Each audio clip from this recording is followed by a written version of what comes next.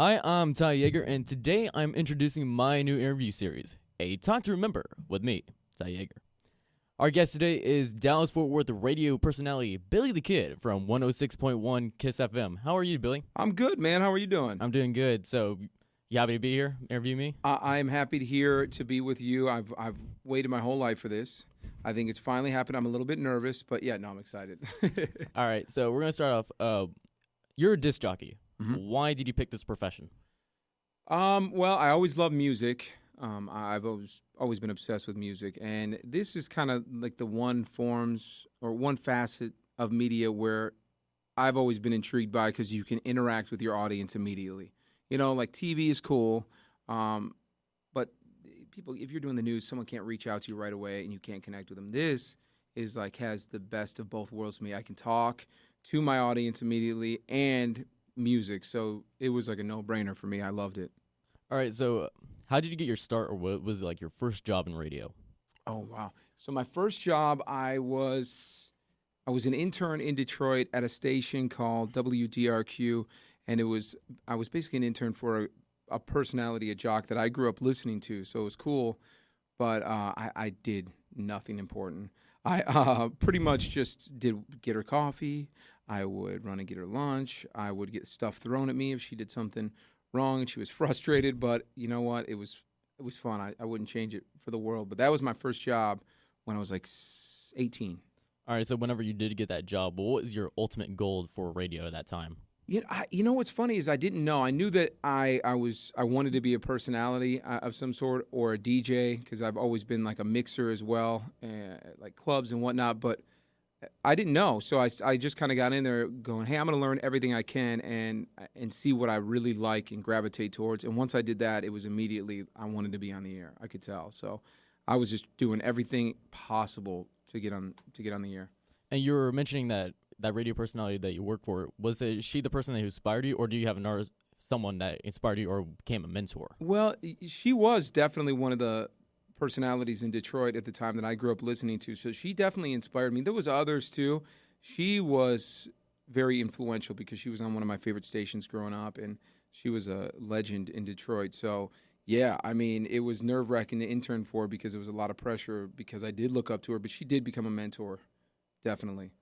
All right, so you eventually you made it big, and you're in multiple markets, including Austin and here in Dallas. Mm-hmm. When did you get that big launch that you needed? Man, you know, I feel like every step of the way I've been so lucky, and I know I've worked hard, but I feel like it's all been, you know, like a staircase, just one step, next step. And when I came to Dallas is when I really felt like things were starting to connect. But that was in 2000. I was young. I was like 20, 21 years old. It was kind of unheard of to start in a major market, being a young guy who didn't have a lot of jobs before that. I only had one other station. I worked in Detroit here. And, you know, when I moved here, it was like, well, I was on a station called Hot 100, and it was a CBS station. And I was unproven. Nobody knew who I was, and I had a lot of work to do. And that was like the main door that opened up for me. That was a fun 4 years, great place to learn and kind of fall in love with Dallas. You know, I really did, and felt connected to the city. Once that situation went away and they flipped formats, Kiss had been calling me, but they were like my enemy at the time. You know, like Kiss was my Yeah. enemy because we'd been fighting them for so long. But I was a big fan of Kid Craddock. I was a huge fan of what they did and the brand they had built over the years. So once I got to Kiss here, it felt like then it started to really take off and explode. And so, how did you build your personality or create it once you got on the air? That's a good question. I kind of felt like my career has grown the entire time in Dallas, Dallas Fort Worth. So I felt like I was learning and developing my character kind of with my audience as they were growing up. I mean, it kind of just happened. I knew kind of who I wanted to be on the air. I knew the things I wanted to do. I wanted to have so much interaction with my audience. I knew that I wanted to go to as many schools as I could and say hi to the kids. I wanted to be out as many clubs and just do that kind of thing. But I never really knew exactly where it was going. I knew the things I wanted to be known for, that I love music, you know, and kind of developing a character, but I mean, the audience really helped me do that in a weird way. I just felt like I fell into it, and it developed itself over time. With your connection with the audience, do you consider yourself a celebrity? No, I mean, it's funny because, people would.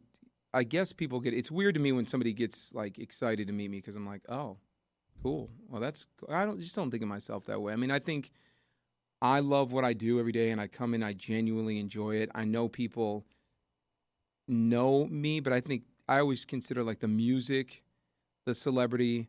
I'm just there to kind of entertain in between, or just to be the host of a forum for listeners to talk and kind of hang out. So, I mean, I'm honored that sometimes people think that, but I don't consider myself a celebrity. I feel like actually I'd never introduce them.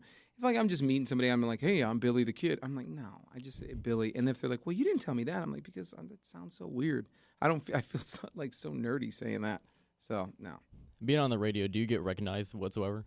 Yeah, I mean, it's especially nowadays when it's not just radio. There's so many different ways to connect with your audience. Snapchat, Instagram, and all the social media. But YouTube. I definitely get recognized, and sometimes you're just like, wait, why are they staring at me? I feel really weird right now. Did I do something? Is my fly down? And then they'll be like, oh, I didn't know if you were. And I was like, oh yeah.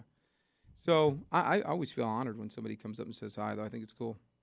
All right, so we're now going to get out of not all that formal stuff. We're going to go to the fun part now. Okay, cool. All right, so what was your most recent dumb thing that you've done?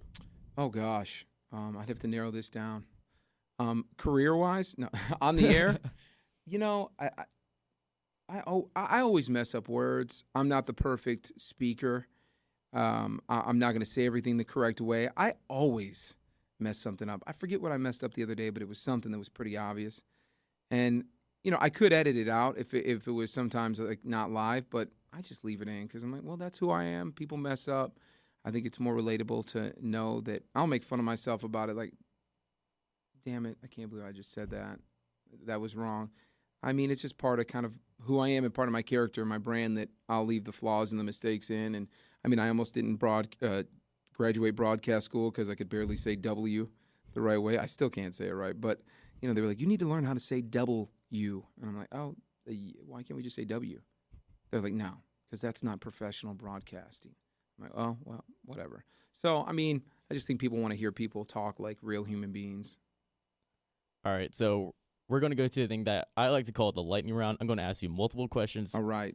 And so I'm nervous. So first one is, would you rather fight a 1 horse-sized duck or 100 duck-sized horses? Oh, that's a good question. I need quick answers, man. Duck-sized horse. I'd rather fight 100 regular-sized horses. Or wait, regular-sized ducks?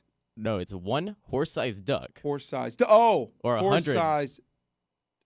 So the duck is the size of a horse, or you can go against 100 little mini horses. I'd rather go against 100 mini horses. I feel like I could kick a lot. All right, favorite band? Right now, 21 Pilots. Favorite TV show? TV show, it's any nerdy documentary. What superpower would you have if you could have one? Fly. Favorite movie? Goodfellas. Celebrity crush? Julianne Hough. What's 2 + 2? 4. Are you sure? No, I am. I'm sure about that. What's the person you want to meet the most? Person I want to with the dead or alive? We'll say alive. Alive. Person I want to meet the most is probably. That's a good question. I don't know who I want to meet. I'd really like to meet and talk to, and of all the celebs I've talked to, and I've gotten lucky to meet a lot. For whatever reason, I've never talked to Kanye, and I just want to talk to him because I never hear or see anybody interview him the way I would want to interview him. And I'm not sure how that is, but I'd want to be a little more direct with him than I think other people are, and just have a conversation. Like, dude, I'm a fan, but what's wrong with you? That's what I want to meet. All those tweets. Yeah, exactly. Cats or dogs? Dogs. Favorite food? Pizza. Favorite sports team?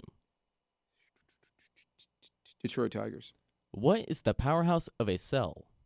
Powerhouse of a Cell. It is a great band that came from New England. I don't know. Incorrect. I had a feeling. I'm talking about science. Oh, science. Damn it. Powerhouse of a Cell is where 5 seconds on the clock. the cell is badass. The cell's been on steroids, and it's a powerhouse. The correct answer was mitochondria. So you're saying I was close? No. No. Okay. Best impression. Best impression. Oh God, I don't know. I don't think I have a good impression at all. Maybe. No, I don't. I suck at impressions. All right. Red grapes or green grapes? Oh, green. Favorite nickname? BTK. And what is your worst experience with Russ Martin? Oh, the time he tried to blow me up with firecrackers. I don't know. I don't know how long this show is, but I have a long list of things that he's done to me. Go ahead and say some of the highlights. Okay, highlights. He tried to blow me up with firecrackers. He's thrown M80s at my head. He's put bottle rockets pointed at my ass while I was live on the air. He's shot them at my eyes. He shot me with pellet guns. He shot me with, I think, almost a real bullet one time. That was not fun. He's also changed my voice into saying obscene things that I didn't say and make it sound like I'm insane. So, yeah, he's a great friend.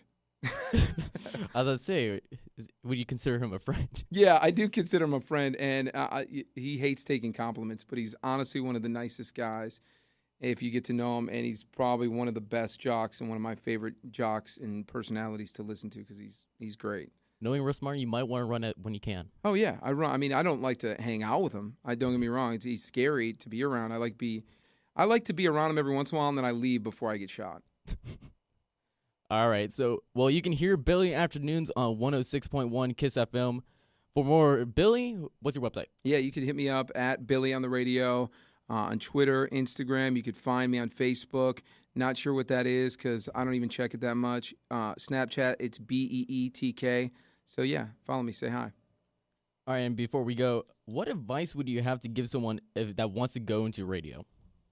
Well, okay, get ready to work very, very hard, to not be appreciated at times, and to not take no for an answer. There's going to be things that are uncomfortable that you have to do at first. It's not an easy position or job to just stumble upon. You have to work hard and pay a lot of dues. Nobody just walks in here like, hey, is it time to be on the air yet? No, like everybody's working and putting in a lot behind the scenes. So it's tough, but it's the most rewarding job I could ever ask for, and it's definitely my dream job until you take it or whatever you want to do, Ty. If you take my job, I'm going to be very angry. Well, I hope to take your job one day. I like that answer, actually. All right. All right, well, thank you, Billy the Kid. Again, you can hear him on Afternoons on 106.1 Kiss FM. You can go to his site, Billy on the Radio, right? Yep, that's it. And for more A Talk to Remember, you just go visit my website, talyager.weebly.com. And we'll see you next time.